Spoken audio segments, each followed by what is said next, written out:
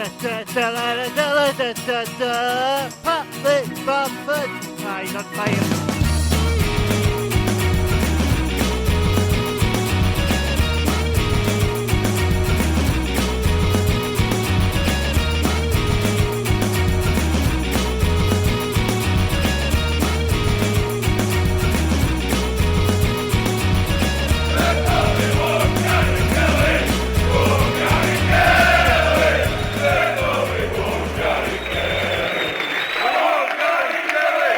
Welcome to episode 6 of the Writing the Gary Kelly's podcast. It's good to be back.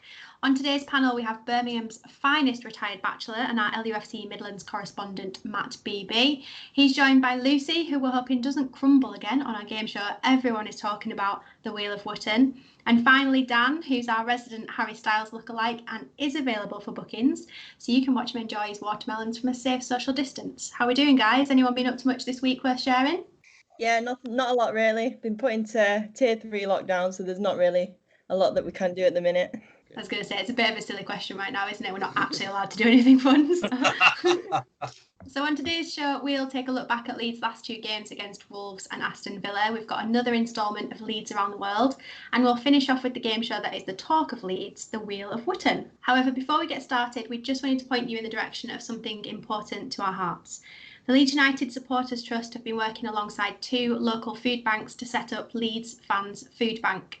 As we know, times are challenging for all of us, but some people don't even have the money to put food on the table after a long day. It's time to make a change. So head over to justgiving.com/crowdfunding/Leeds Fans Food Bank to start making a difference to somebody's life today. No matter how big or how small your donation is, we're marching on together. Leeds have done well. I watched them last night and this season. They look like a team of hard workers. You know what I mean? They're probably the fittest team in the league. You said they were a myth. They're Let me finish. No, they're the fittest team in the league, I'd say. They're organised, especially going forward. I know Bamford's done okay, but they lack a bit on the wing and strikers. You know, I feel like teams will find them out a bit. If you can work as hard as Leeds, I think you'll beat them by quality as well, Laura. I think that everyone is getting excited about Bielsa, but I mean, if you're getting that excited about Bielsa, then we must be like putting a red carpet down for Dean Smith.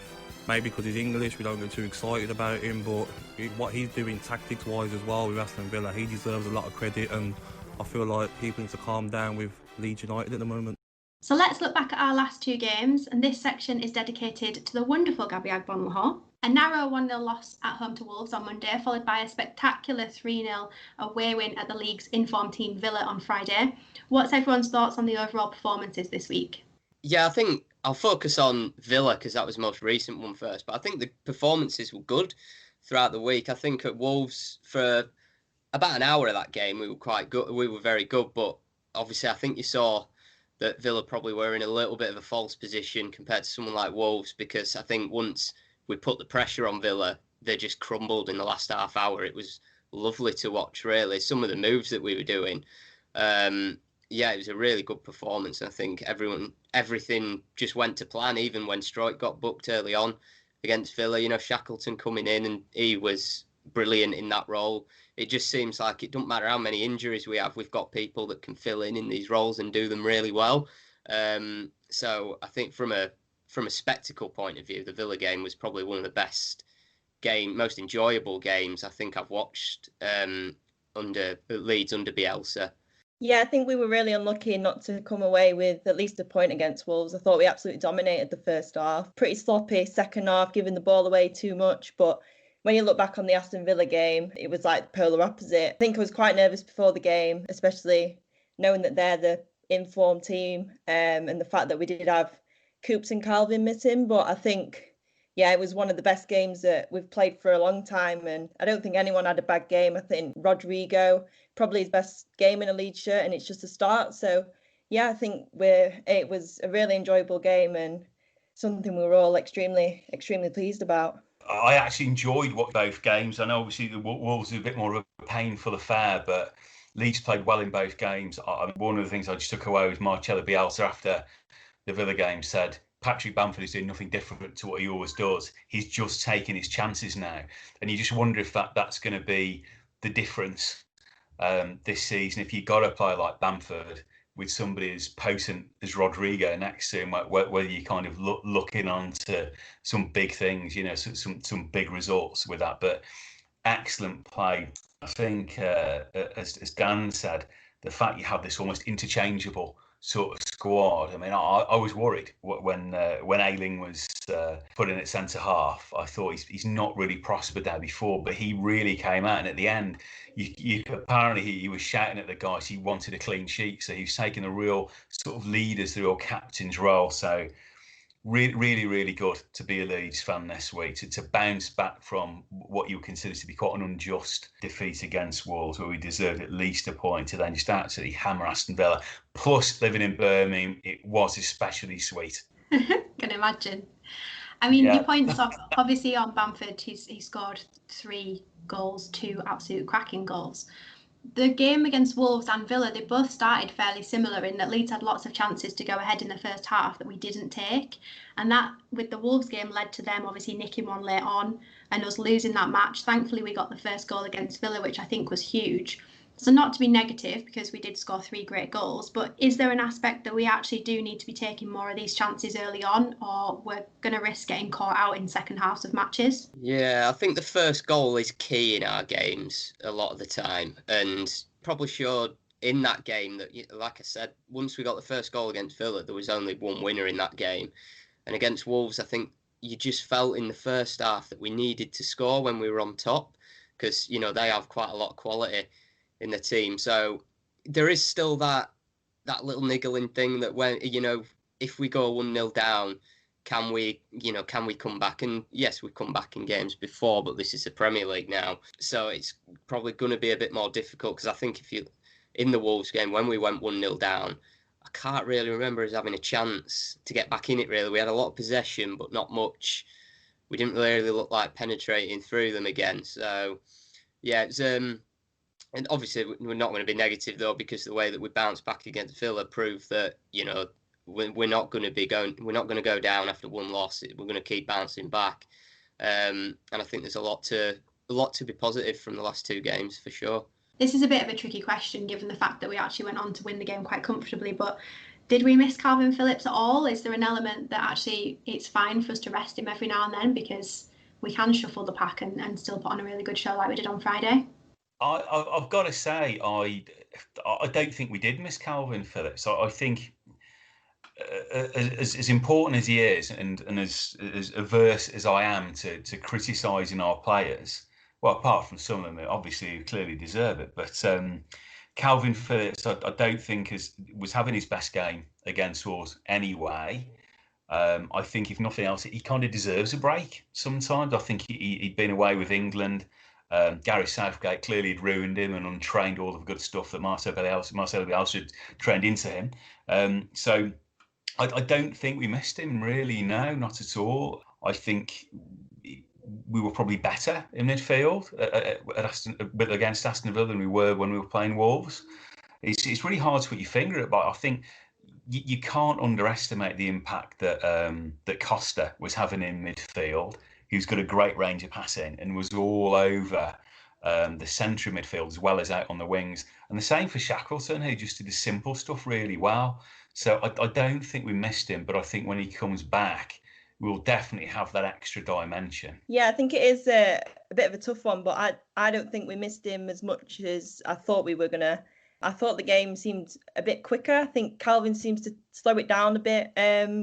But of course, there are some aspects where you are going to miss him, but it shows that we are capable of playing without him. I think Struijk did really well up until he got taken off. And then when Shax came on, I thought he did an excellent job in that midfield. So yeah, it's a tough one, but we managed to get through it in the end. Yeah, I think Lucy made a good point there in terms of the way that Shackleton kind of just ran around pretty much. And he was told, I think he said in an interview after the game that he was told, to get in between the lines, want the ball, get the ball driving forward. And I think that kind of helped us, especially in the second half. It gave us a little bit of a different dimension than we usually do with Kalvin, who's, obviously his job is to protect the back four and get the ball moving, with the longer passes and stuff. But Shackleton, especially with the third goal. He was up in nearly in the 6-yard box, teeing it up for Bamford, weren't he?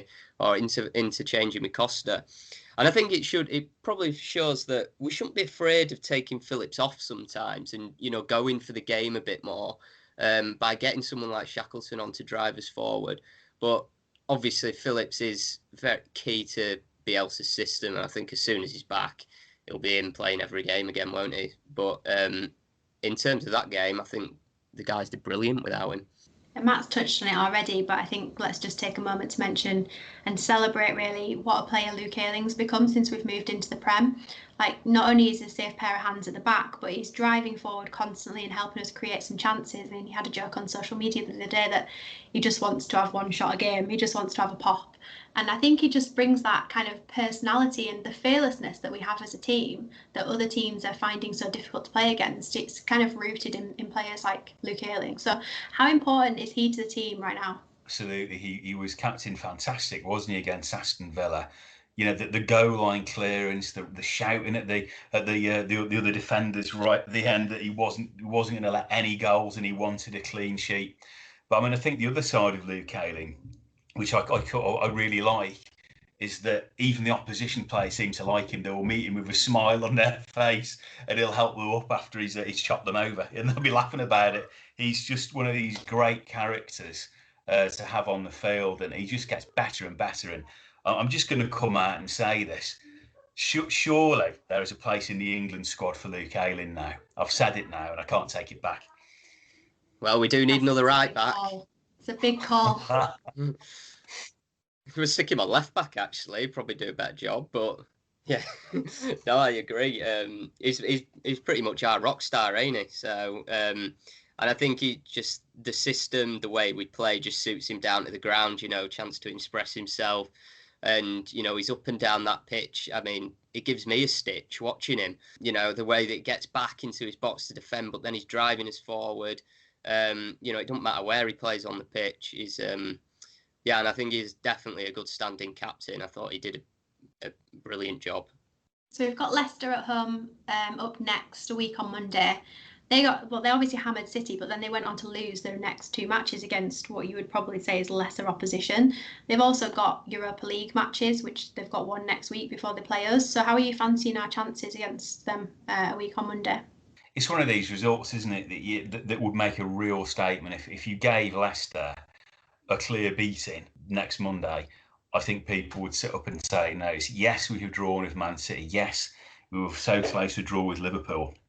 And we've done well against an Aston Villa team who are on a good run. But Leicester have been a consistently good team last couple of seasons. And I do actually fancy our chances, but it will be a real test when you look at the quality they've got, particularly that their attacking quality. It'll be a real test for our defence. Yeah, I quite fancy our chances against Leicester at home, I think, next week, especially with, obviously, they've got Europa League match to play in midweek.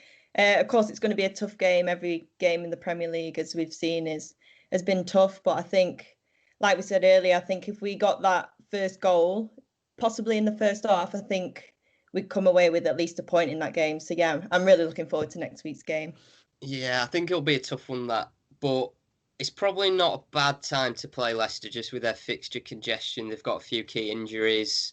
I know Vardy's he has those problems. That Pereira's still out, I think. Ndidi's out. They've got a few injuries, haven't they? And a few players coming back. So they're probably a good time to play them, but they've still got a lot of quality in their team, and you can tell by the way they've started the season.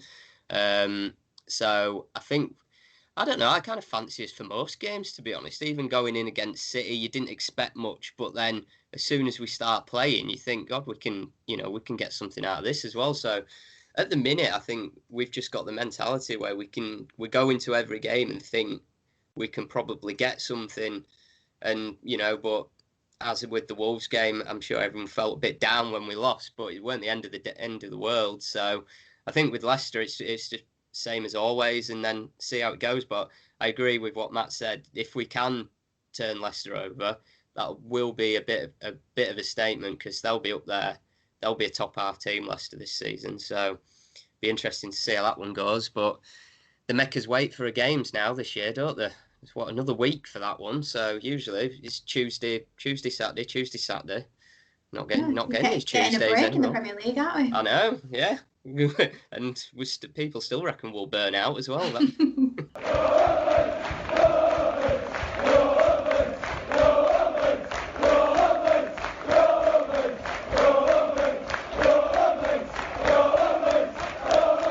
So while you're browsing Twitter during the break, why don't you head over to the terrace and check out their Leeds United range for all your retro, classic and modern day gear. I'll tell you what, Dick, I've got to say, I love a good brew in my Tony Bowl mug, bought on the terracestore.com.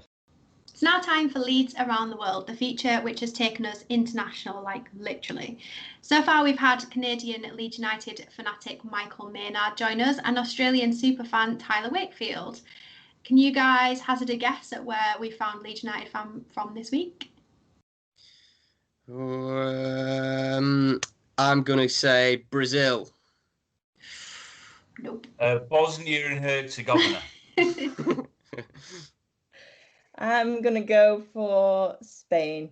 Well, I'll give you a clue. 4 players from this country have represented Leeds United in the past. And by clue, I mean I'm basically telling you what the answer is.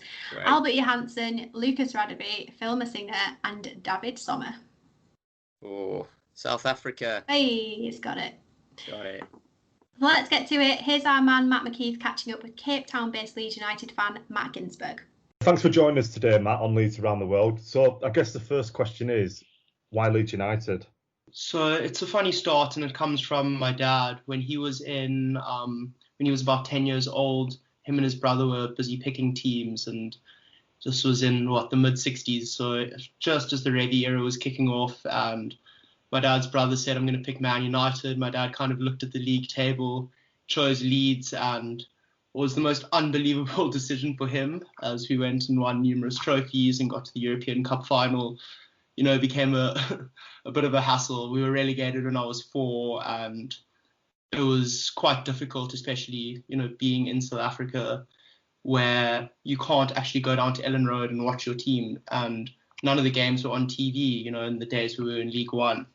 But I think there's an addiction to Leeds United in the sense that our fan base is incredibly strong. It's incredibly vocal. And especially growing up in the early noughties and late noughties as well, but watching the club trying to succeed, the close failures, it just riles you up and makes you want to support Leeds even more. And there's just no way you could ever stop doing that. Following on from that then, it's been your all-time favourite player for Leeds so far? Being South African, there was only one real option in effectively choosing Lucas Radebe. No disrespect to David Sommer. Or the thing with Lucas is that he was such a leader. He was so pivotal to South Africa at the time as well. He's been voted in the top 100 South Africans. And just every time he was on the pitch, at Elland Road, he was loving it, puts his heart on his sleeve. And even now, actually, I got to meet him at a Premier League live day in Cape Town in 2016. And it was really fantastic how, I went there wearing a Leeds top just in case I'd see Lucas, and this day had gone on. It had been 6 hours, and I spotted him out of the corner of my eye, and I ran up to him, and just the joy in his face to see, someone in South Africa wearing a Leeds shirt. So Lucas is undoubtedly a hero, and I saw when you guys did your fans' favorite tournament, Lucas made it to the final. So yes, it's just testament to him. So yeah, there's only one favorite Leeds player for me. Yeah, fantastic. And even now he's so active now in terms of the media, I guess, in South Africa, banging the Leeds United drum, which is good to see. Definitely. And he's just started his own podcast as well, which is quite awesome. I think it's called The Chief Podcast. Yes. So yeah, a dream of mine would be to just watch a Leeds game with Lucas. Most memorable one at supporting Leeds? Funnily enough, I've got 2, which are both pretty awesome stories in their own right. So the first would obviously be a monumental day for Leeds in League One. Was actually the FA Cup tie against Man United. January 3rd. Remember the day to beat the team. Yeah. Not gonna sing for you guys, but funnily enough, that day I was in Cape Town, and it was day 1 of the Newlands test of SA versus England. So there are actually quite a lot of Leeds fans in the stadium. And luckily enough, my my dad's friend, has a box in the stadium, and he's a massive Man United fan, and the game was on a TV whilst we were sitting in the box. So we kind of just stopped watching the cricket and watched the full 90 minutes. And, when Beckford, put one in at the Stretford end, it was unbelievable. And it was me, my dad, and my brother. And once again, just, that's what you get when you support a side like Leeds. There's also that family time of, watching the games with my dad and my brother. And it becomes such a special thing for the three of us. It's our journey through Leeds. And that day, going on and winning was just incredible. And there were so many fans in Leeds shirts that day. And that was my first proper taste of like, this is Leeds, this is Yorkshire, emphasized in passion. And that's kind of what I found. And then another moment was, I have actually been to Elland Road once, and it was, luckily enough, we were going through a horrible spell. It was just before Grayson was sacked. It was on the 2nd of January 2012. We played against Burnley, and some bizarre things I saw that day, because Norbo, I think, did his knee, and then Kieran Trippier got a red card for Burnley, and I don't know how we managed to wiggle away a last-minute winner from Ross McCormack, and you could just tell Elland Road was a little bit gloomy, and the ecstasy of that final goal was incredible. But for me, that wouldn't even be my magical moment. It was just, you drive down, you're about maybe 10 minutes away from the stadium, and as you're driving down, you can just see a glimpse of the top of Elland Road. And for me, the first thought was, this is real. This fantasy land of which I've heard so much of, all the stories, all the, the legacies, everywhere my head kind of is every other Saturday. This place actually exists. And that's what being a foreign supporter is all about, is actually there, that, Elland Road's the place. It is unbelievable, and it was very cool to see. And that probably was a bit better than the McCormack winner. You can imagine. But just while we're talking to players, should we look at your all-time Leeds United 11? Do you want to talk us through it? Awesome, we'll go for it. So I've chosen an 11 that's pretty much from my time of watching the club, from 99 until the present day.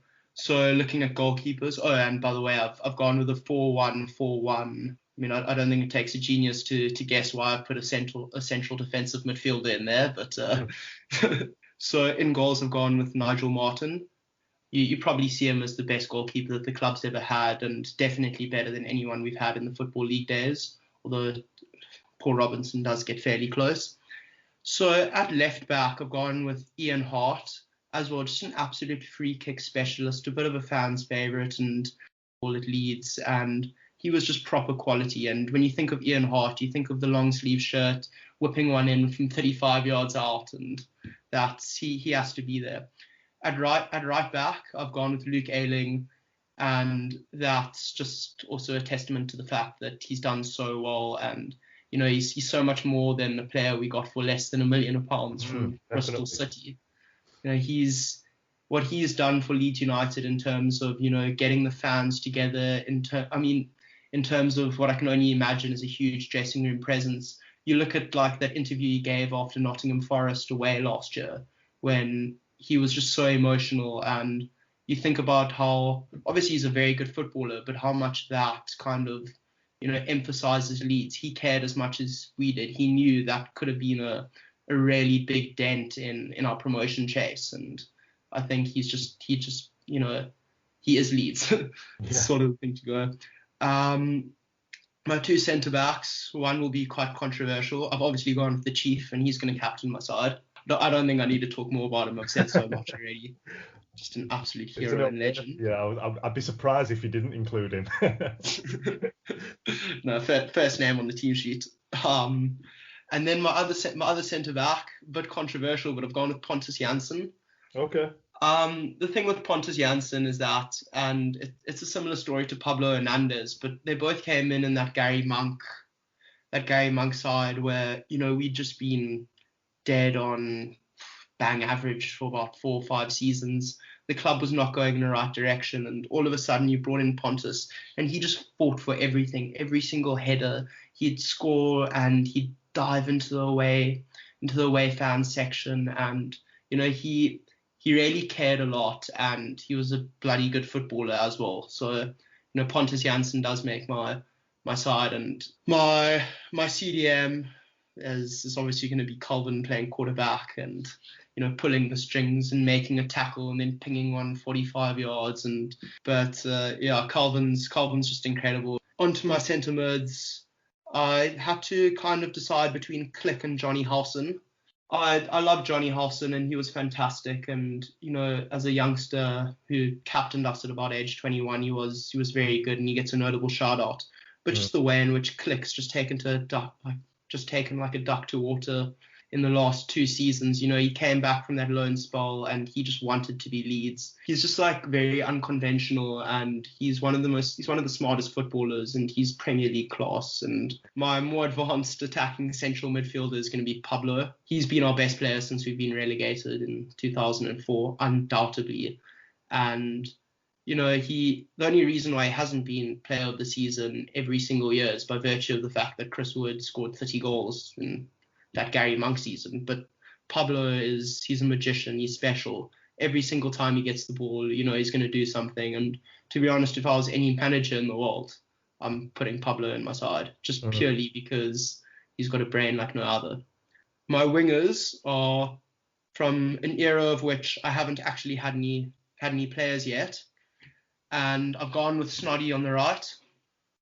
I mean, Robert Snodgrass is just exciting. It was often, give the ball to Snoddy and he'll just make something happen. Scored a lot of goals, captained the club towards the, I think it was, when was it? It was that 11-12 season when, Warnock had just stepped in and we were kind of in a bit of a shambles, and Snoddy just, put his hand up and gave us so much for Leeds.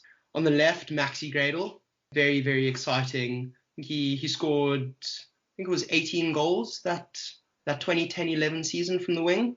He did. And to a degree, it was always funny because you'd have the left-footed Snodgrass on the right and the right-footed Gradle on the left, and they just complemented each other so well. Up front is a bit of a tough one. I told my dad I was thinking of putting Bamford there. He politely disagreed. Yeah, no, it's a good shout.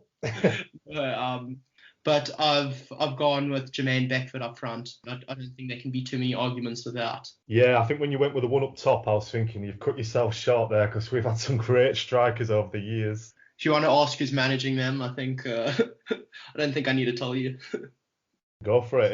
Is it Steve Evans? Oh, I was thinking more along the lines of Milanic or Heckingbottom, but Bielsa's just put them. Yeah, great shout. There's no one else you could really give it to, I guess, in your era supporting the club. Certainly not. And I think if you're ever going to talk about the big three of the club, it's now going to be Revy, Wilco, and Bielsa. And to be honest, I think those are three that will take a lot of beating if you want to get into that category. Well, thanks for joining us, Matt. It's been great to chat to you. Great to look back on some of your memories and the reason why you support Leeds. And obviously that team, as we said, is an absolute world beater. Conquer Europe if it was formed today. But yeah, really appreciate you joining us today. Certainly, thank you so much, and it's been awesome to be on here. Any excuse to chat about Leeds is a pretty good one. So I really loved it, and thank you for having me.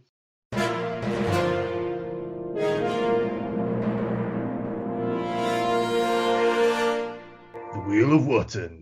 So we've spent the international break WD-40ing the wheel, and it is ready to go. So a reminder on how this game works: I'm going to ask a question, we'll spin the Wheel of Wootton, and whoever it lands on has to answer the question in 20 seconds, no more, no less. You guys ready? Always. I think so. Okay, question number 1. Is Marcelo Bielsa a myth?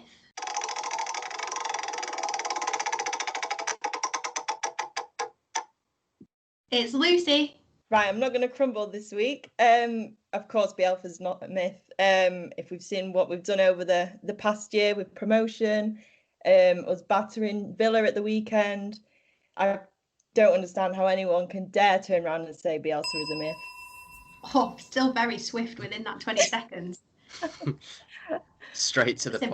It's impressive. Well done. Question number 2. Beckford or Bamford?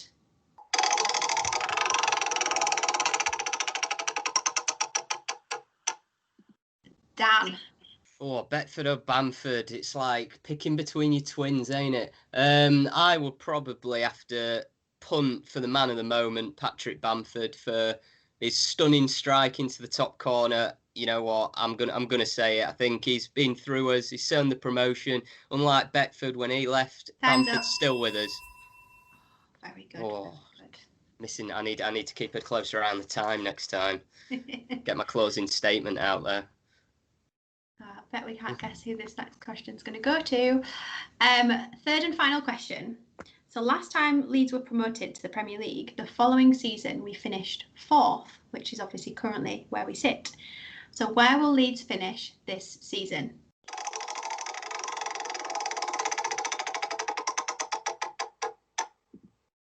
And it's Matt. I'm going to go all at it. I think Leeds will finish in 6th place. I believe we will be up there for a berth in what was, I suppose, the UEFA Cup. I think we have. It's a topsy-turvy league. The top teams are not covering themselves in glory, Time's up. and I think. Oh, I crumbled. I mean, I'm all for European football next season. As it's going, I'm going to be disappointed if we're not in the top 3.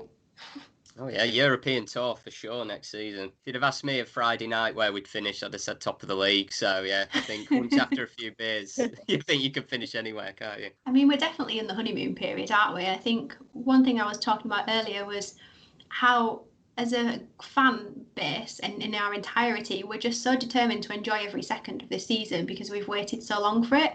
So I think we'll take the highs and we'll take the lows, and what happens at the end of the season happens. But it's so nice to see us consistently playing positive football, and we never expected anything else from Bielsa. It's not like he was going to change how he works, but you know, it's working against Premier League teams, and I think not only are we seeing that and enjoying the nice football, but we're also actually enjoying some results as well. So who knows what's going to happen? It's a crazy season. It is. I must admit, this honeymoon's been going on since Bielsa arrived, actually. So it's the longest honeymoon ever. Hi guys, Michael Bridges here. When I'm lying in Australia on a nice sandy beach, watching sharks and the jellyfish come ashore, I like nothing better than reading and listening to writingthegarykellys.com. Touched on Patrick Bamford and his 3 goals that he scored on Friday night. The first was very much a tap-in, but he had to be right place, right time. The second 2 were spectacular finishes of the highest quality. How are you guys feeling about his performances at the minute and his potential for the rest of the season? I think Bamford could get 20 goals this season. The rate he's going, and I mean, what I really liked about I loved all of his 3 goals, of course I did, but he had a poacher's goal, as you say. He was there waiting for Rodrigo's shot to come back off Martinez, tapped it in, cool as you like. He would have missed that probably last season. He would have missed a big chance like that. But the other 2 were probably what I've referred to Patrick Bamford as being similar to a young Dennis Bergkamp in an earlier podcast. I'll hang my hat on that one because he had dancing feet, didn't he, for the 3rd one? He had 3 defenders round him and he shimmied round them and he got this incredible backlift with no space whatsoever to hammer it in. I mean, it was a real technician's type of goal. And the second one, wow, from inside the D, curling it past Martinez, just again a real kind of magician's type effort. It was a bit reminiscent of some of the goals Pablo was scoring last season. So you can kind of see this other side developing, his confidence kind of growing with him. That he doesn't just have to do this simple strikers tap-in stuff. He can do the spectacular, and he seems brave enough to do it now. So just blown away by that hat trick. Brilliant, well done, Paddy. Yeah, I'm so happy for Bamford. He well deserved because he just works so hard on and off the ball. He even had them 2 great chances in the first half. 6 in 6. I'm sure he'd be extremely pleased with that. I've always been a massive fan of him, even when a lot of fans were giving him stick last season. But yeah, thoroughly well deserved. You were like a proud mother, weren't you, Lucy, watching that hat trick go in? Definitely. But yeah, I think it was it was such a good hat trick. Like you'll do good to see a better one, I think, just because even his movements for every single goal, the strike for the second one, like I say, I mean, it was just ridiculous, really. Almost hit it on the inside of his foot and got like outside curl on it. Like, it was an unbelievable strike. And I think, I think I remember actually in one of the podcasts I was on last, on the Wheel of Wutterness, I think he said he'd score 13 goals. He was about halfway there already. So I might have to amend that. The Wheel defeated me there. But the Wheel has some power. Yeah, it has. It's inspired Bamford anyway, because that was... it was a terrific hat-trick, and I mean, if that's how we're playing with Rodrigo behind and Bamford up front, then that's it. We've not signed Rodrigo to replace Bamford. We've just signed him to complement him and propel him onto 30 goals a season, maybe. Who knows? But yeah, really good, and I think that'll give him a hell of a lot of confidence, especially as he missed a couple of chances in the first half, and you're thinking, oh, is that Bamford, missing a few chances again? Is that going to affect him? And well, no, it didn't. And I think that was the most pleasing thing. He really kicked on with that, and that'll do him the world of good. And to have a striker in form in the Premier League is massive. I think if you can get to look at that Calvert-Lewin, he was, when you're hot, you score goals, and hopefully he'll stay hot for a while. Also, just a quick mention for that ridiculous pass from Rafinha right at the end, where we probably should have had a fourth goal, but it is what it is. How good was that ball? Oh, I nearly fell off my chair when he hit that. That was an unbelievable pass. It was one of those Hernandez type passes where no one's seen it, and not only have you got to see it, you've got to pull it off. And yeah, that deserved something at the end of it, didn't it? It really did. God, yeah, it just come out of nowhere. I was like, where the hell did that come from? So yeah, I think the small glimpses that we have seen of Rafinha have been very exciting. I did watch the under-23s match where he played the full game this afternoon and bagged himself a goal. He just looked fantastic. So yeah, I'm really looking forward to seeing what else he can produce. Bedded in so quickly into the whole team ethic and the way we play, and as you say, Rafinha is just a natural, isn't he? That ball was beautifully weighted, great vision for it. But yeah, he still has to put a shift in, didn't he, against Norwich under-23s today, which I thought was kind of a bit cruel, to be honest. But there we are. Yeah, that bench is looking very good now. Like a lot of Leeds fans was a bit worried, maybe we should have signed an Ollie Watkins, maybe we hadn't got enough. But I mean, Bamford is not alone so much up front now, is he? He does have that real kind of feel of quality players around him, in Rafinha, in Rodrigo. It can't really get much better for our forwards at the moment. And I should have mentioned Costa as well, of course, who really has just completely come out of his shell, if indeed he was ever in it. But he has come on leaps and bounds. The Premier League suits that guy so well. Yeah, maybe throw in a mention for Harrison as well. We just got to mention everyone, I think. Thanks so much for joining us wherever you are in the world. Make sure you follow us on the socials at RITGK and let us know what you thought about this week's episode. Don't forget, if you are an Apple Podcast listener, we would love you to leave us a review and ideally 5 big fat stars. See you soon.